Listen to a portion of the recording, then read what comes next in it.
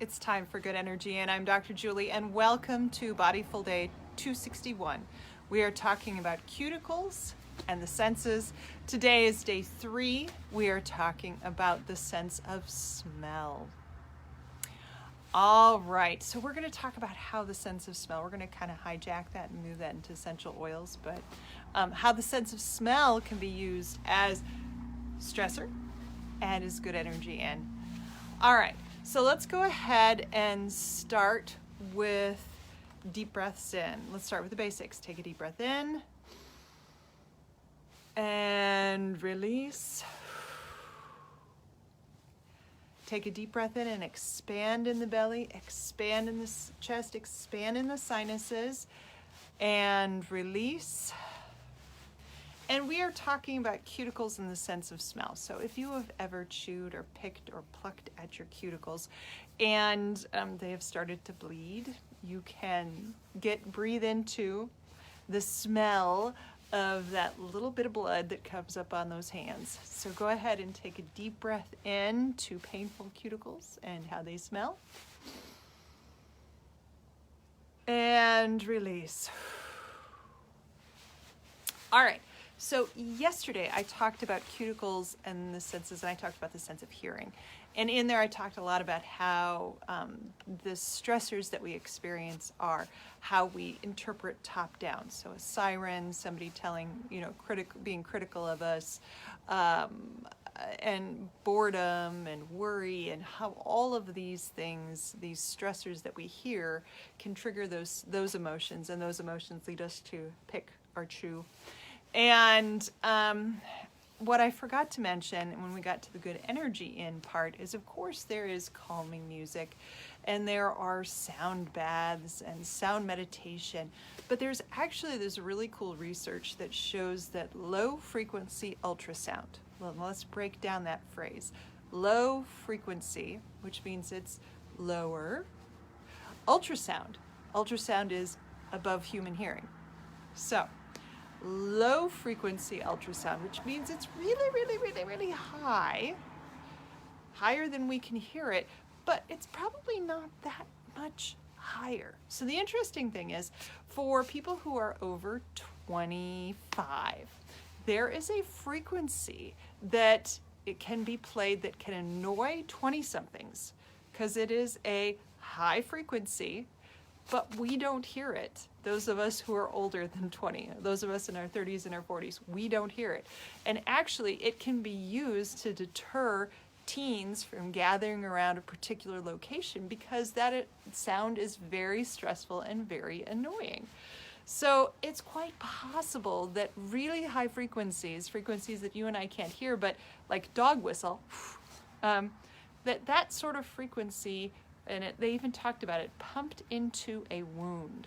That sort of frequency, and that was the actual phrase they used in the scientific, in the science.org, science.com, science magazine, that it can be pumped into a wound and heal a wound that isn't healing the right way. So one of the things you can do is you can turn to ultra high frequencies that you can't hear, but you can see if they have an effect on your wounds.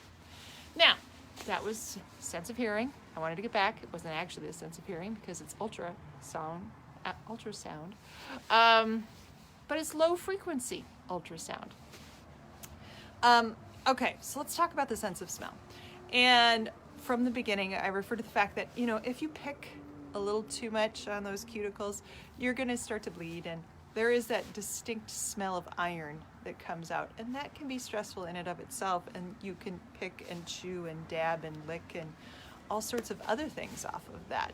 But there are other smells that can cause the sympathetic nervous system to activate. And remember, all of this, the sense of smell really is matched with our feelings. So if a sense of smell triggered a negative feeling in the past, then it is going to trigger a negative sensory nervous system response now, or sympathetic nervous system response now. So just because everybody else says lavender is the best thing since sliced bread and it calms the bodies, doesn't mean that it actually could calm yours. It could actually make yours worse because of the connections that you've had with your experiences and your sense of smell. Now, so we know that there are certain smells that'll trigger our fight or flight or freeze response, and that can lead to chewing and picking and all sorts of negative behaviors. So we do have smell stressors. And we have also talked about in Bodyful videos, we talked about the fact that pheromones and fear pheromones and anxiety, anxious pheromones will actually spread from one person to the next. And you may not smell them, but they are causing a change in your behavior.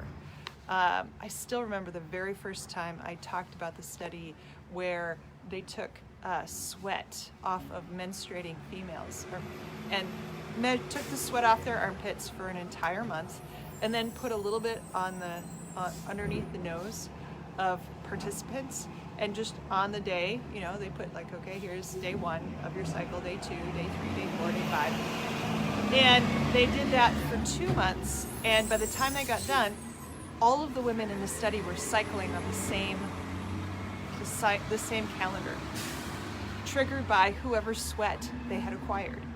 So the sense of smell, even though we can't smell the pheromones of menstruating females, even though we can't intellectually smell the scent of menstruating females, it changes our hormone cycles. Just like we can't smell other people's smell of fear, we can smell their sweat, and smells different, but we can't smell the sense of fear, but it can trigger in us a change in our hormones, a change in our nervous system, which then can cause us to go back and chew on those cuticles.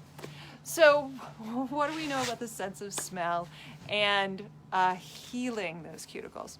Well, interestingly, and I am not a lavender fan, but lavender can actually has a chemical structure in it, 3 chemical linalool, linoleic acid, and something else that can cause healing in wounds. So lavender essential oil can be used to heal wounds that are chronic, especially if you've got a pulled cuticle that isn't healing.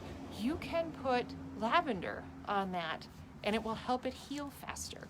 Now, it's not actually the sense of smell, but it is lavender essential oil, so then it is going to have a smell with it. There are other essential oils that help out. So rosemary, ylang ylang, also very good, have components to them that actually do help with chronic wound healing. So those are good as well. So if lavender is not your thing, maybe it's rosemary, maybe it's ylang ylang, you can put it on those cuticle wounds and it will help. All right, that was enough for today. Join me here tomorrow where we talk about another scent, and we're going to talk about how that can help cuticle healing. All right, remember, as always, our goal is to get enough energy in to have healthy cuticles equals good energy in minus stressors. All right, let's finish it off. Take a deep breath in and release. Have a great day. I'll see you back here tomorrow.